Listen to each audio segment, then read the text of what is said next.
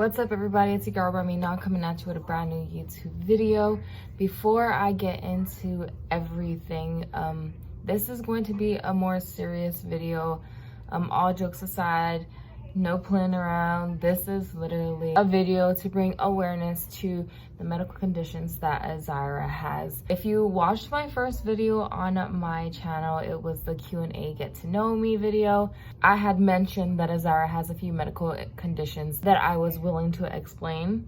I thought that this would be a perfect time to go into what he has and explain how we go about taking care of it. I know it took me a while to film this video because, to be completely honest, I was not ready, but now I am. So without further ado, let's get into this video. 1, 2, 3, funk it. My darling, I love you, I love you, I love you, I love you, I love you, I love you, As you guys can see, Aziras is in the hospital because he was experiencing vomiting and seizures, which are both the side effects of the two main conditions that he has.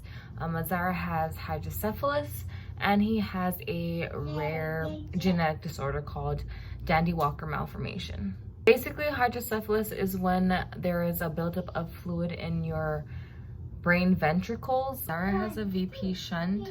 It's basically just a tube that runs from the right side of the back of his head down to his abdomen so that he could just release all that liquid through urinating. As much as the VP shunt helps Aziras now, there are also a lot of things that could go wrong. If for whatever reason the shunt malfunctions or gets clogged, Aziras could have more seizures because it's just not working. Doctor says that a way we can look out for that is if he's just continuously tired and just wants to sleep, he doesn't feel himself, he's just always woozy, and which is why me and my family as well as Khalil keeps a close eye on him to make sure that he doesn't get to that point.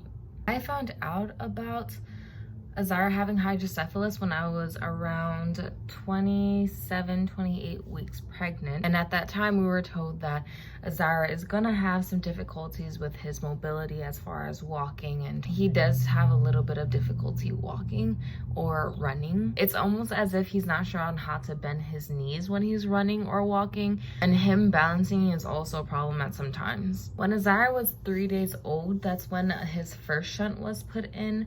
But after 2 months on Halloween of 2018, it malfunctioned, so we had to go in to go get it revised. But since then, we've never had a difficulty with it.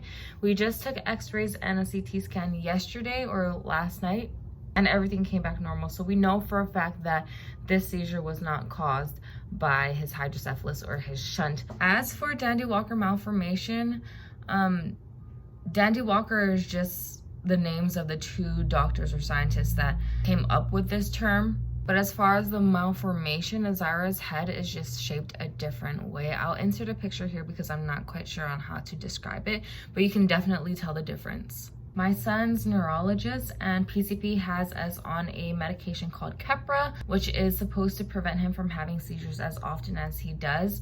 The only thing that sucks is he also suffers from febrile seizures. On top of the seizures that can be caused from his malfunctioning shunt, febrile seizures are seizures that are caused from a high fever. What sucks about this one is you can't tell when he's gonna have a febrile seizure because he can be completely fine throughout the day, regular appetite, regular physical activity, playing with his toys. He's just in his normal state and randomly jump into a 101 or higher fever. So whenever Aziras has a seizure, we have no choice but to take him to the ER just so we can opt out either one, whether it's caused from a fever or it's caused from a malfunctioning shunt. Now, if his shunt malfunctions, basically what we have to do is go into procedure and have it revised. That way he can function properly and help him release unwanted liquid in his brain ventricles. Yesterday, I went to work and received a call on my lunch from Khalil saying that Aziras was dry heaving and seemed like he wanted to throw up. So he took him into the ER and I met him there, and we were out of the ER within an hour and a half. The doctor just gave him Zofran, which is a dissolving tablet to soothe the nausea and vomiting. But as soon as we left to go home, I got out of the car and tried to take Aziras out of his car seat, but He was leaned over, his eyes were rolling back, he was super stiff, and his face was just completely red, so I knew that he was having some type of seizure.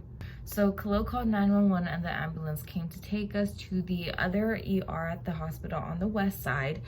We were there for about 4 to 5 hours. We did our x-ray and our CT scan. Everything came back normal. But the doctor at that hospital spoke to our PCP. They recommended that we should get transferred over to this hospital where we got admitted. That way the nurses and the doctors can keep a closer eye on Azira. As of right now, the doctors are going to start an IV line for Kepra. And we're hoping that after this IV is done, we can go home. Azira is currently sleeping and taking a nap, but his lunch just got here and I need to give him his other medication.